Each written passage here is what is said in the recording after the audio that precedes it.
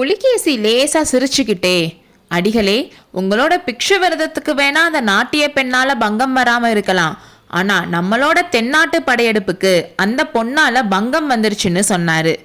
பிக்ஷு ஆச்சரியமாவும் கோபமாவும், அது எப்படி, படையெடுப்புக்கும் சிவகாமிக்கும் என்ன சம்பந்தம்? மகேந்திர பல்லவனோட சூழ்ச்சினால தானே நம்ம திட்டம் நிறைவேறலைன்னு சொன்னாரு. அடிகளே, மகேந்திரனோட சூழ்ச்சி திறமைக்கு உங்களோட சூழ்ச்சி திறமை குறைஞ்சது இல்லை.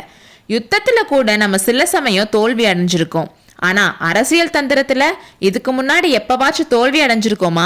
சிவகாமிட்டையோ இல்ல அவளை ஆட்கொண்டு இருக்க கலை தெய்வத்துக்கிட்டையோ உங்களுக்கு ஆசை வராம இருந்திருந்தா மகேந்திர பல்லவன் உங்களை சிறைப்பிடிச்சிருக்க முடியுமா?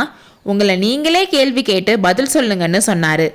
இதை கேட்டதும் நாகநந்திக்கு கோபம் மறைஞ்சு ஒரு மாதிரி வெக்கம் கலந்த பிடிவாதம் தெரிஞ்சிச்சு.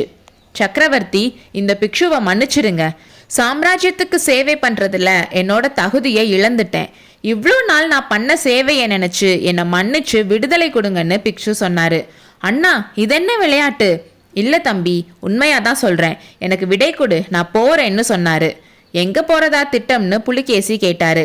எங்கேயாவது மனிதர்களே இல்லாத இடத்துக்கு போறேன். அஜந்தா மாதிரி யாரும் வர முடியாத இன்னொரு மலை பிரதேசத்தை கண்டுபிடிச்சு போறேன். அங்க சிவகாமியை ஆட சொல்லி அதை பார்த்துக்கிட்டே என்னோட மீதி ஆயுள கழிக்கிறேன்னு சொன்னாரு. அண்ணா, அப்படி தனியா நீ சிவகாமியை கூட்டிட்டு போய் வச்சுக்கிட்டு ஆட சொன்னா அவ ஆடுவாளான்னு புலிகேசி கேட்டாரு. கலைஞர்களோட இயல்பு உனக்கு தெரியாது தம்பி. பெரிய சாம்ராஜ்யத்தை ஆள்ற சக்கரவர்த்தியோட அதிகாரத்தால சிவகாமிய ஆட வைக்க முடியாது. ஆனா இந்த ஏழை பிக்ஷுவால ஆட வைக்க முடியும்.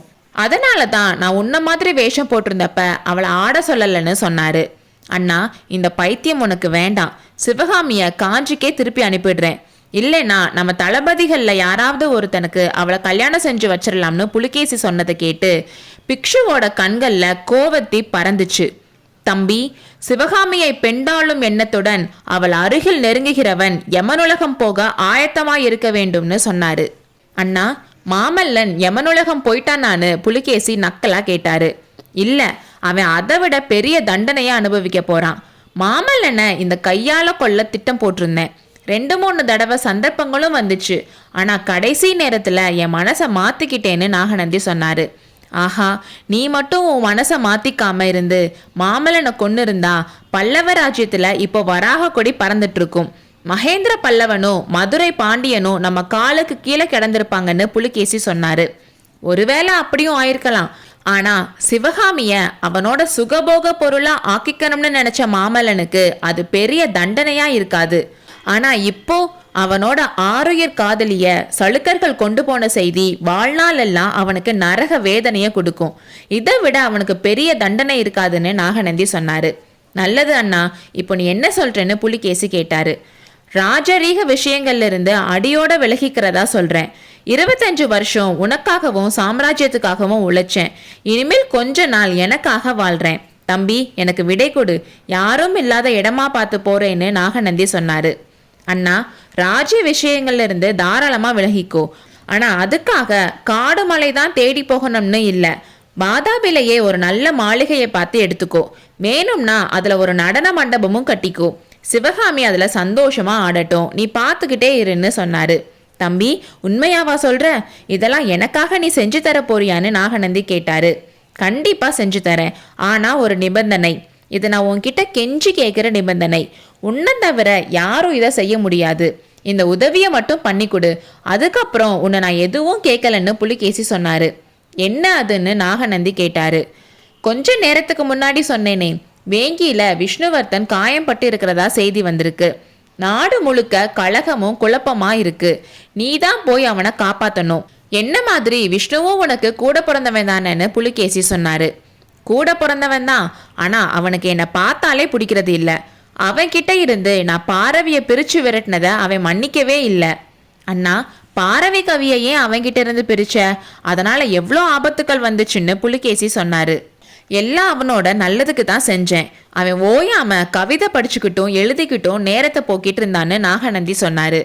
புலிகேசி லேசா சிரிச்சுக்கிட்டே அவர் மனசுக்குள்ள, என் கூட பிறந்தவங்கள்ல 2 பேர்ல ஒருத்தனுக்கு கவிதை பைத்தியம், இன்னொருத்தனுக்கு கலை பைத்தியம். நான் ஒருத்தன் தான் நல்லா இருக்கேன். அன்னைக்கு விஷ்ணுவை காப்பாத்தின மாதிரி இன்னைக்கு நான் பிக்ஷுவை காப்பாத்தணும்னு நினைச்சுக்கிட்டாரு. ஆமா அண்ணா, அவனோட நல்லதுக்கு தான் செஞ்சேன். நீ சொன்னனால தான் பாரவியை நாட்டை விட்டு போக சொன்னேன். ஆனா அதனால என்னாச்சு? பாரவி கங்க நாட்டுக்கு போனா. அங்க இருந்து துர்விநீதனோட மகளை பத்தி வர்ணிச்சு விஷ்ணுவுக்கு கல்யாணம் பண்ணி வச்சான். அப்புறம் அங்க இருந்து காஞ்சிக்கு போய் வர்ணனைகள் அனுப்பிட்டு இருந்தான். அதனால காஞ்சி சுந்தரி மேல எனக்கு மோகம் வந்துச்சுன்னு புலிகேசி சொன்னாரு. அந்த பழைய கதையெல்லாம் இப்போ எதுக்கு சொல்றேன்னு நாகநந்தி கேட்டாரு. உனக்கு பிடிக்கலன்னா சொல்லல, ஆனா இந்த கடைசி உதவியை மட்டும் பண்ணு. காஞ்சியை தான் கைப்பற்ற முடியாம திரும்பினோம். வேங்கியில விஷ்ணுவும் தோல்வியடைஞ்சு திரும்பினா அதை காட்டிலும் நம்ம குலத்துக்கு அவமானம் வேற எதுவுமே இல்லை. இந்த ஒரு உதவி மட்டும் செய். உன் கூட நம்மளோட பாதி படைய கூட்டிட்டு போன்னு புலிகேசி சொன்னாரு. பிக்ஷு கொஞ்ச நேரம் யோசிச்சுட்டு, சரி தம்பி, ஆனா எனக்கு ஒரு வாக்குறுதி தரணும்னு கேட்டாரு. சிவகாமிய பத்திரமா பாத்துக்கணும், அதுதானே? கண்டிப்பா வாக்குறுதி தரேன். இவ்வளோ நாள் நீ எனக்கு செஞ்ச உதவிக்கு நான் இதை கூட செய்ய மாட்டேனா? வாதாபியோட அழகான அரண்மனையில அவளை பத்திரமா வச்சு நீ வந்ததும் உன்கிட்ட ஒப்படைக்கிறேன்னு புலிகேசி சொன்னாரு. தம்பி, சிவகாமி கலை தெய்வம். அவகிட்ட தப்பான எண்ணத்தோட நெருங்குறவன் யமலோகம் போவான். அண்ணா, அதை நான் மறக்க மாட்டேன். ஆனா நடன கலையை பத்தி நீ சொல்ல சொல்ல எனக்கே அதுல ஆசை வந்துருச்சு. சிவகாமிய ஆட சொல்லி நான் பார்க்கலாமான்னு புலிகேசி கேட்டாரு. அவ ஆட மாட்டான்னு நாகநந்தி சொன்னாரு. அவளா இஷ்டப்பட்டு ஆடுனான்னு புலிகேசி கேட்டதுக்கு அப்போ எனக்கு எதுவும் இல்லைன்னு நாகநந்தி சொன்னாரு. தம்பி, நம்ம பாட்டனாருக்கு சத்யாச்சிரயன்ற பட்டம் கொடுத்தாங்க. அதே பட்டம் உனக்கும் கிடைச்சிருக்கு. ஒரு விஷயத்திலையாவது உன் பட்டப்பெயருக்கு ஏத்த மாதிரி நடந்துக்கோன்னு நாகநந்தி சொன்னாரு. சத்தியமா சிவகாமிய பத்திரமா பாதுகாத்து உன்கிட்ட ஒப்படைக்கிறேன்னு புலிகேசி சொன்னாரு. 2 பேரும் இப்படி பேசி முடிச்சதுக்கு அப்புறம் தான் அன்னைக்கு ராத்திரி 2வது ஜாமத்துல அரை தூக்கத்துல இருந்த சிவகாமி படுத்திருந்த இடத்துக்கு போய் நிலா வெளிச்சத்தில் நின்று அவளை பார்த்தார்கள். அடுத்த அத்தியாயத்தில் சந்திப்போம்.